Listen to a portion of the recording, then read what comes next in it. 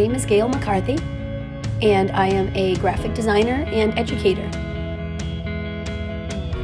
Through a movie, believe it or not, I had seen where the main character was in the advertising industry. I thought, that looks like fun. I thought being in the creative side of advertising, that would be excellent. But with a studio art background, how was I going to get into advertising? So I took some marketing classes, and I ended up continuing my education and pursuing my MBA with a concentration in marketing.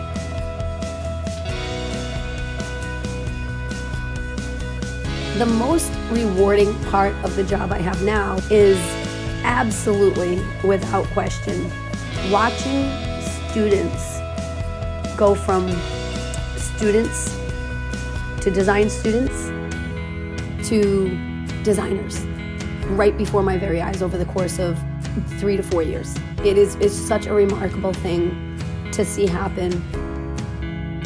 The most valuable piece of advice I've ever received, it was certainly the most memorable, was when I was in graduate school and I was about halfway through my program and I was studying for exams, and all of my friends were calling me, asking me to come join them. They were all going out and it was going to be a fabulous time, and I just couldn't go because I was so buried in work.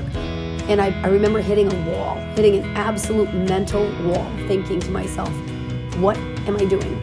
Why am I in business school?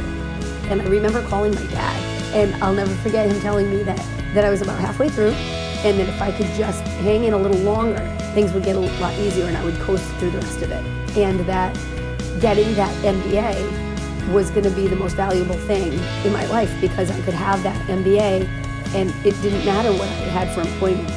I remember him saying, you could be pumping gas for a living and it won't matter because you'll be pumping gas with an MBA in your back pocket, and nobody can ever take that away from you. And it was a little bit symbolic. It wasn't just about the job or the degree. It was about perseverance and tenacity and seeing things through.